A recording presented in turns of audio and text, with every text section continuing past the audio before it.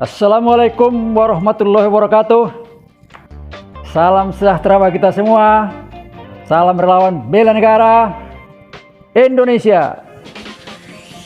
Pada kesempatan ini kita ketemu lagi dalam bagian yang ke-52 dengan subtema Sekilas Marga Rangkuti di Mandailing. Bahwa untuk ikut serta dalam pembelaan negara dalam aspek sosial budaya, kita harus memahami nilai-nilai budaya dan nilai-nilai kearifan lokal di mana kita berasal dalam rangka memperkokoh jati diri bangsa dan memperkokoh ketahanan nasional. Saya selaku Marga Rangkuti yang berasal dari daerah Mandailing mencoba untuk menyampaikan sekilas tentang Marga Rangkuti di Mandailing dengan catatan sejarah dan fakta-fakta empiris yang terbatas, serta dengan logika akal sehat. Seperti diketahui bahwa di daerah Mandailing terdapat beberapa marga, antara lain Nasution, Lubis, Rangkuti, Mardia, Parinduri, Dabuar, Dasopang, Tanjung, Siregar, Babiat, Batubara, Pohan, Rampe, dan sebagainya, yang jumlahnya relatif sedikit dibandingkan dengan marga yang ada di Toba yang jumlahnya ratusan. Jika ditelusuri lebih lanjut, menunjukkan bahwa marga-marga yang ada di Mandailing mempunyai sejarah asal-usul masing-masing yang datang dari daerah lain. Seperti misalnya ada yang mengatakan dari Aceh, ada dari Minangkabau, dari Angkola, dari Toba, dari Jawa, dari Bugis, dan lain-lain.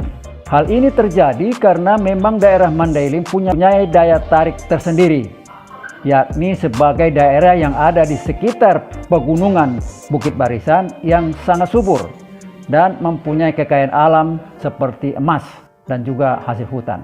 Ada beberapa pintu masuk untuk tiba di Mandailing, yakni dari sebelah utara, yakni dari Angkola atau Padang Lawas, kemudian dari Singkuang, Natal sebelah barat, dan juga dari Minangkabau dari sebelah selatan. Sehingga tidak mengherankan jika ada beberapa bangsa dan juga suku yang datang ke Mandailing pada masa lalu.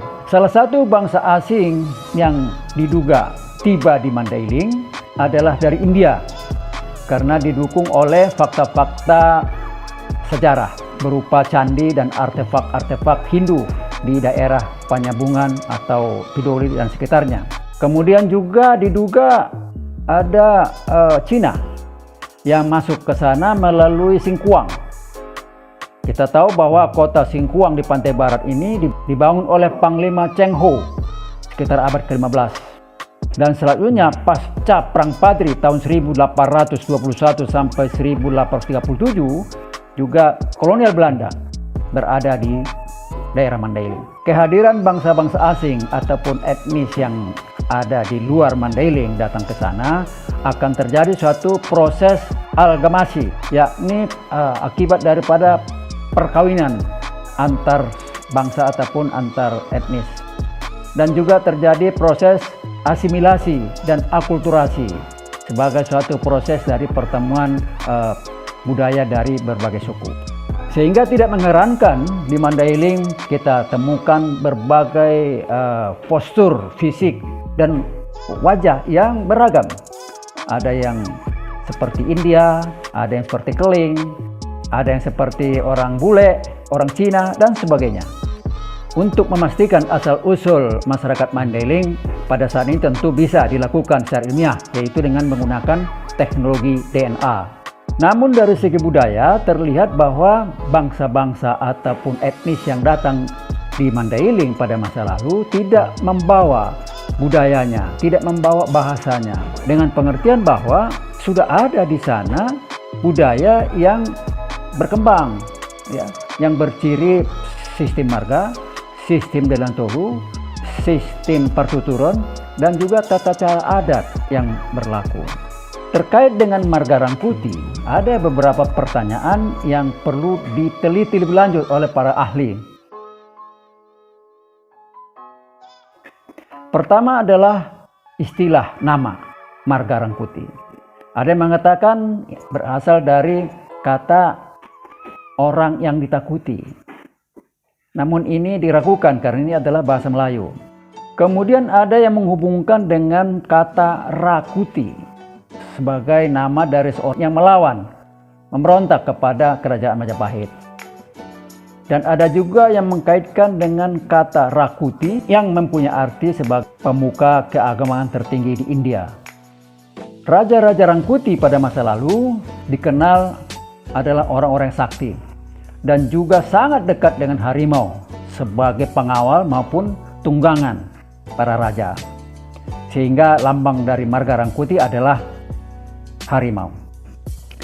Kedekatan Marga Rangkuti dengan harimau ini ditunjukkan di dalam sikap. Pertama, tidak boleh menyebut nama harimau. Ya, sering disebut ompui dalam bahasa adatnya. Kemudian kalau ada seorang Marga Rangkuti menemui bekas kaki harimau di hutan, dilakukan acara adat, yaitu melakukan pemagaran yang menggunakan ranting-ranting kayu. Dan kalau ada harimau mati, pengetua adat Marga Rangkuti memberikan sirih yang sudah ramu atau manyur duburangir namanya, sebagai tanda kehormatan adat terhadap harimau dan sekaligus tanda ikut berduka.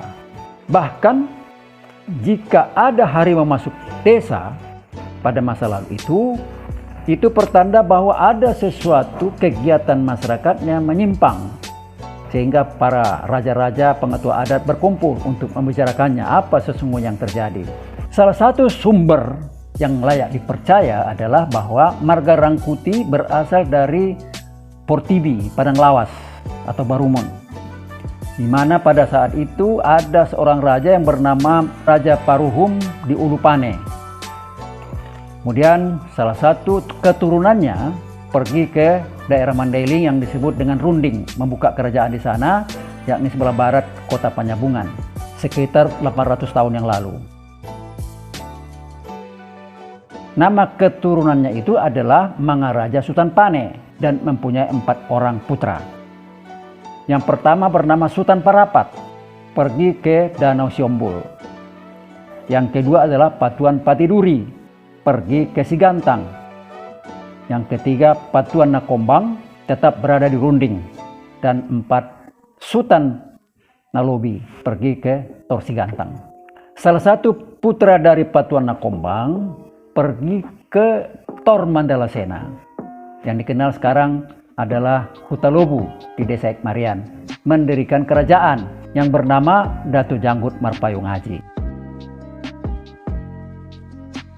Makam Raja Datu Janggut Marpayung Aji yang terletak di Tor Mandalasena, Hutalobu Ekmarian, mempunyai keunikan tersendiri.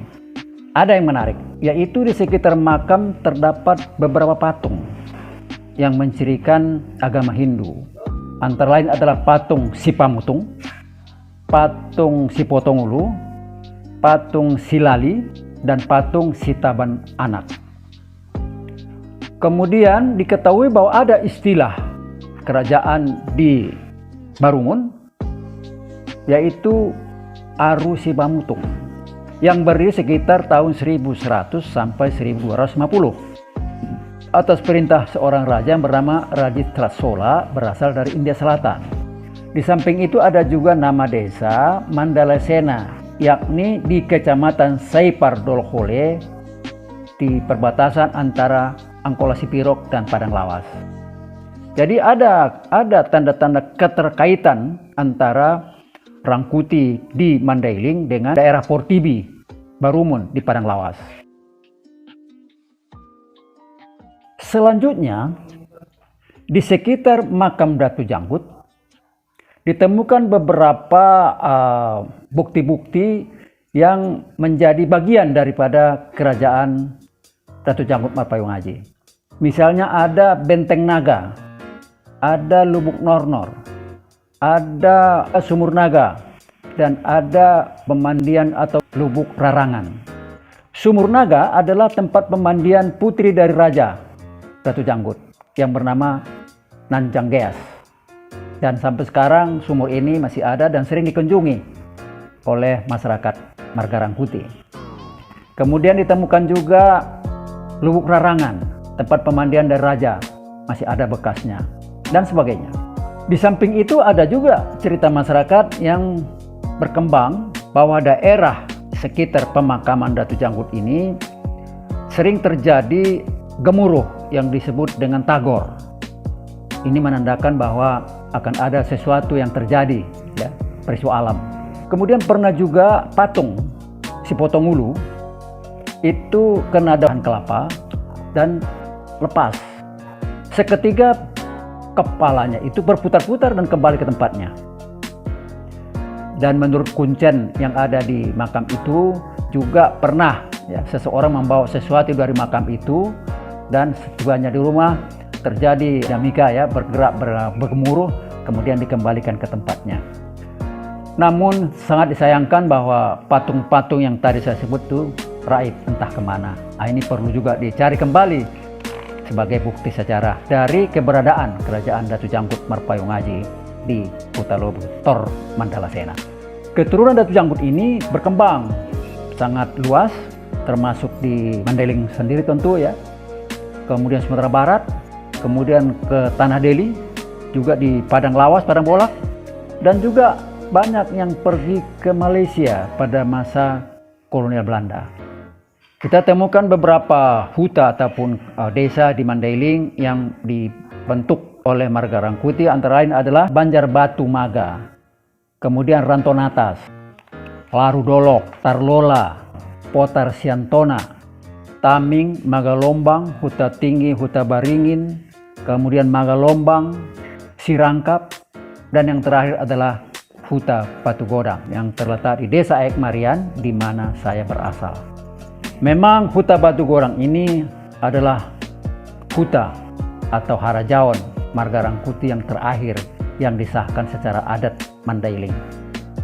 Oleh karena itu saya berupaya agar nilai-nilai budaya dan juga nilai-nilai kearifan lokal yang ada di Mandailing ini untuk ikut melestarikannya. Antara lain yang saya lakukan adalah membentuk grup kesenian asli Mandailing yang bernama Dolok Martimbus pada tahun 1980-an. Kemudian membangun Sopo Godang dari bekas Godang almarhum ayahanda Lutar Rangkuti gelar Sultan Adil di Huta Batu Godang. Kemudian saya berupaya agar semua putra ataupun keturunan daripada Sultan Adil melakukan acara adat, terutama dalam resepsi atau yang disebut dengan Horja Godang, perkawinan, ya, dari putra-putranya. Agar nilai-nilai budaya dan juga kearifan lokal berdasarkan sejarah yang dapat diakui kebenarannya, maka saya mengharapkan para ahli sejarah, ahli arkeologi untuk melakukan penelitian agar generasi muda Margarangkuti dan juga marga-marga lain yang ada di Mandailing mempunyai pegangan, tidak hanya berdasarkan kepada cerita, legenda, dan juga catatan-catatan yang mungkin belum tentu benar di masa yang akan datang. Yang saya serahkan untuk diteliti antara lain adalah pertama, asal-usul dan perkembangan berbagai marga yang ada di Mandailing dikaitkan dengan perkembangan budaya sebagai bagian dari sejarah Mandailing. Yang kedua adalah keberadaan kerajaan yang ada di Mandailing. Berikut raja yang berkuasa waktu itu pada era masa lalu yang dikaitkan dengan daerah Mandailing bagian dari kekuasaan kerajaan Majapahit. Yang ketiga adalah asal mula dan juga perkembangan dari budaya Mandailing yang berciri sama dengan etnis lainnya seperti etnis Toba dan Angkola. Kemudian perlu juga ditelusuri dari mana sebetulnya asal bahasa Mandailing dan huruf tulak-tulak, ya, ada aksara khusus di sana, dan juga ada alat tradisional yang khas yaitu gordang sambilan. Ini dari mana sebetulnya asal mulanya, ya, supaya bisa menjadi sebagai ilmu pengetahuan. Selanjutnya yang kelima adalah ada satu kondisi yang memerlukan penjelasan, yaitu hilang secara misterius, ya, agama Hindu dan juga bangsa India yang pernah ada di Mandailing, dan juga bagaimana sesungguhnya perkembangan agama Islam di Mandailing setelah itu. Yang keenam, secara khusus saya ingin sekali ada kejelasan tentang asal-usul Marga Rangkuti. Apakah benar berasal dari Pane Barumun dengan nenek moyangnya bernama Raja Paruhum di Ulu Pane Barumun Paranglawan. Demikianlah sekilas apa yang bisa saya sampaikan tentang Marga Rangkuti. Semoga ini menjadi bahan yang berharga, yang berguna untuk dapat ditelusuri lebih lanjut agar menjadi suatu kebenaran yang bisa menjadi pegangan bagi generasi selanjutnya. Terima kasih atas perhatiannya. Salam relawan bela negara Indonesia. Wassalamualaikum warahmatullahi wabarakatuh.